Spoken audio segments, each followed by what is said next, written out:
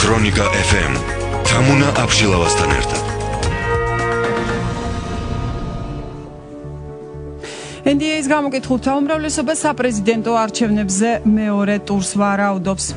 საქართველოს ტერიტორიების ოკუპაცია, ევრაზიული კავშირი და ურთიერთობები რუსეთთან. ეს მიხეილ სააკაშვილის გაერთიანებული ერების ორგანიზაციის ტრიბუნიდან გამოსვლის ძირითადი თემები იყო. რა შეფასება კეთდება მისი გამოსვლის შემდეგ, რამდენიმე წუთში ჩვენს გამოშვებაში.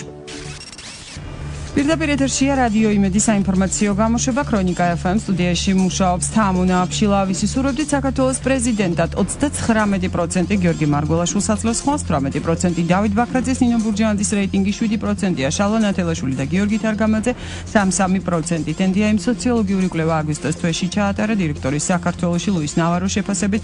კვლევის ამ ნაწილში არ ვიცის მაჩვენებელი ჯამში 24% შეადგენს, ამიტომ მისი თქმით შეუძლებელია პროგნოზირება თუ როგორი იქნება მომავალი საპრეზიდენტო არჩევნების შედეგები. გარდა ამისა, გამოკითხულთა უმრავლესობა საპრეზიდენტო არჩევნებზე მეორე ტურს ვარაუდობს. NDA-იმ პოლიტიკური პარტიების კვლევის რეიტინგებიც გამოაქვეყნა. რაც შეეხება შეფასებებს, საპარლამენტო უმრავლესობის ლიდერის დავით საგანელიძის განცხადებით, ამერიკის ეროვნულ-დემოკრატიული ინსტიტუტი ყველაფერს აკეთებს იმისთვის, რომ კარგი საარჩევნო გარემო შეიქმნას, თუმცა ხარვეზები, რაც კვლევებში ფიქსირდება, იმ კომპანიების მუშაობის შედეგია, ვინც კვლევას ატარებს. ხარვეზებს დავით საგანელიძე NDA-ის ბოლო კვლევაში ხედავს, როგორც მან დღეს გამოქვეყნებული კვლევების შეფასებისას განაცხადა, მას აქტიური შეხვედრები აქვს მოსახლეობასთან და კარგად იცნობს არსებულ განწყობას. საგანელიძის თქმით, იდეაშიც კი გამორიცხულია, რომ საპრეზიდენტო არჩევნებზე მეორე ტურის ჩატარება გახდეს საჭირო. დემოკრატიული მოძრაობა NDA-ის კვლევის შედეგებს უნდობლობას უცხადებს, როგორც დემოკრატიული მოძრაობის საზოგადოებასთან ურთიერთობის სამსახურის უფროსმა ბაკურ ბაკურაძემ განაცხადა, ის აცხადებს, რომ აღნიშნული კვლევები არ არის რეპრეზენტატიული, ამიტომ რომ NDA-ის კვლევები არ ტარდება იმ ადგილას, სადაც არაქართულენოვანი მოსახლეობა ცხოვრობს და ასეთი მოსახლეობის რაოდენობა საკმაოდ დიდი პროცენტია. NDA საქართველოს ბიურო მუდმივად ცდილობს ქართულ ხალხს თვალებში ნაცერი შეაყაროს და ნაციონალური მოძრაობის სურვილები წარმოადგინოს, როგორც რეალობა აცხადებს ბაკურაძე. პრეზიდენტობის კანდიდატი გიორგი თარგამაძე ასევე აფასებს ამ კვლევებს, როგორც მან დღეს განაცხადა, საარჩევნო პროცესში საზოგადოების განწყობების კუთხით ნებისმიერი კვლევა თავისი შედეგით არის საინტერესო. მისი თქმით, პოლიტიკურ რეიტინგებთან დაკავშირებით ხარდაჭერა და კეთილგანწყობა ქრისტიან-დემოკრატების მათ შორის მის მიმართ გაზრდილია, რაც საფუძველს იძლევა იმისათვის, რომ ის კიდევ უფრო აქტიური იყოს და უფრო მეტი მიზეზი მისცეს ამ უმრჩეველს არჩევნებზე მხარდაჭერისთვის. ქრონიკა FM თამუნა აბშილავასთან ერთად. ის ხო ინფორმაცია ეს არ იყო უნიკალური, თუმცა გაკეთდა პოზიტიური აქცენტები. ასეთია საპარლამენტო უმრავლესობის შეფასება პრეზიდენტის გაეროში გამოსვლაზე. კანონმდებლები აცხადებენ, რომ პრეზიდენტმა გაეროს ტრიბუნიდან სწორი აქცენტები გააკეთა, თუმცა პრეტენზიები დაფიქსირდა რამდენიმე ტერმინთან დაკავშირებით. უფრო დეტალურად ემაზე ლევან ჩუგოშვილი საუბრობს. საკანონმდებლო ორგანოში პრეზიდენტის გამოსვლასთან დაკავშირებით დღეს დიდიდან კეთდება შეფასებები.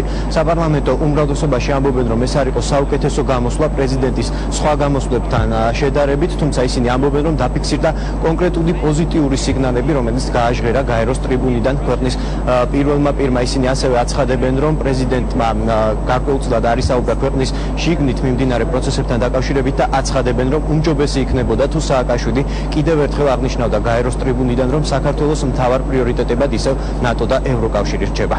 მიხმისა, რომ პრაქტიკულად ვიზიარებ ყველა სიტყვას, რაც მან რუსეთთან მიმართებაში თქვა, მან მაინც ვერ გაიგო ის, რომ საქართველოში ესე აღარ ლაპარაკობს დღეს ხელისუფლება ამ ტერმინოლოგიით და ასეთი ფრაზეოლოგიით. და ეს ჩემის აზრით ძალიან პრინციპულად მნიშვნელოვანი განსხვავება. კიდევ ერთხელ ამბობ, მიუხედავად იმისა, რომ სიტყვით ვეთანხმები მას ამ ნაწილში, ეს არ არის ქვეყნის პრეზიდენტი, როგორ უნდა საუბრობდეს გაეროს ტრიბუნიდან. ველოდებოდი უფრო პოზიტიურ მესიჯებს, უფრო სერიოზულ გზავნილებს საერთაშორისო თანამეგობრობისადმი, გაეროს თანამეგობრობისადმი, თუმცა ბუნებრივია, ისაც ახსენა რუსეთის აგრესიასთან მიმართებაში ჩვენს მიერ გადადგმულ პოზიტიურ ნაბიჯებში და უკან რასაც ვღებულობთ პასუხად, ესეც უნდა ეხსენებინა, მაგრამ მთლიანი გამოსვლა რაღაც ლირიული გადახვევებით და ფილოსოფიური ჩართვებით იყო რეგიონთან და იგივე რუსეთთან მიმართებაში.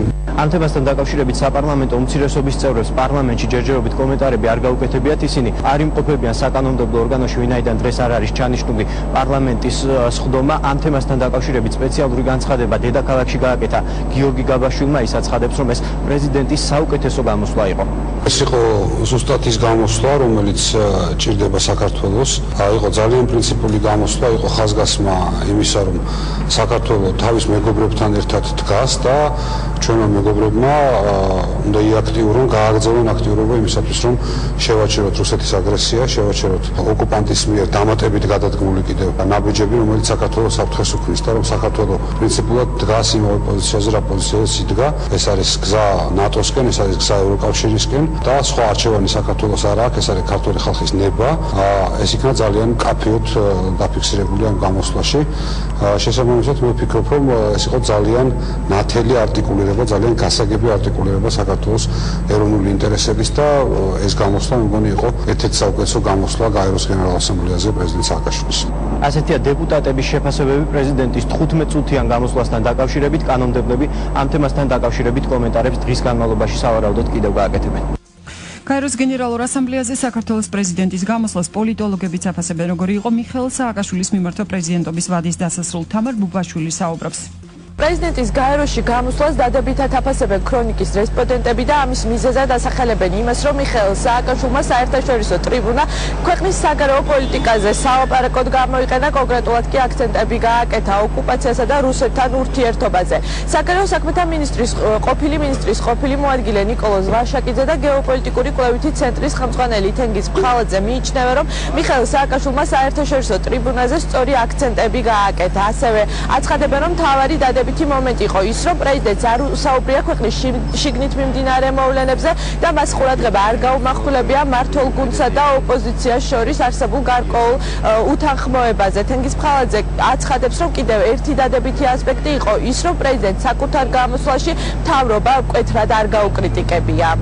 ერთ-ერთი უნიკალური პრეცედენტი იმისა, როდესაც არ იქნა საგარეო ტრიბუნა გამოყენებული შიდა პრობლემების განხილვისათვის, რაც ძალიან კარგია და მისასალმებელია და მე ვფიქრობ, რომ ჩვენ თუ მომავალშიც მსგავსი ძალისხმევა გავაგრძელებთ, ანუ ყველა პოლიტიკურმა გუნდმა შეთანხმებულად იმუშავა ძირითად ყველაზე მწვავე პრობლემებზე, ასეთ შემთხვევაში ჩვენ გაცილებით უფრო მეტად ვიქნებით წარმატებულები. საქართველოს ტერიტორიის დიდი ნაწილი ოკუპირებულია და ეს აღიარებულია საერთაშორისო დონეზე ცალსახად. და რა თქმა უნდა, ასეთ ვითარებაში ნებისმიერი საქართველოს წარმომადგენელი საზღვარგარეთ და მით უმეტეს ქვეყნის უმაღლესი პირი ამას ცალსახად ხაზს უნდა უსვამდეს, რაც გაკეთდა კიდევაც.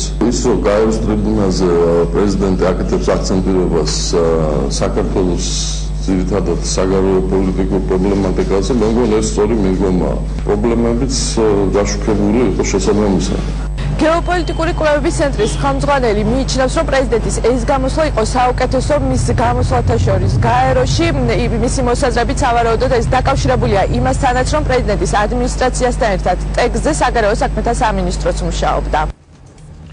და რა ხდება დვანში საზღვრის ეგრეთ წოდებულ სადემარკაციო სამუშაოებთან დაკავშირებით ჟენევის მოლაპარაკების ჰუმანიტარული ჯგუფის წევრებმა დღეს სოფელ დვანის მოსახლეობისგან ინფორმაცია მიიღეს რეინტეგრაციის საკითხებში სახელმწიფო მინისტრის მოადგილე ქეთევან ციხელაშვილი და იუსტიციის მინისტრის მოადგილე გოჩა ლორთქიფანიძე. დვანის იმ ცხოვრებლებს შეხვდნენ, რომელთა სახლები საოკუპაციო ზოლს მიღმარჩება. ჟენევის მოლაპარაკების თანამონაწილეები ორი მიმართულებით მუშაობენ. ისინი საერთაშორისო საზოგადოებას არსებულ ვითარებას აცნობენ და იმავდროულად ცდილობენ დაზარალებულ მოქალაქეებს დაეხმარონ. ასე ვითარდება მოვლენები ამ დროისათვის. რადიო იმედის მორიგი საინფორმაციო გამოშვება ეთერში 16 საათზე გავადროებით.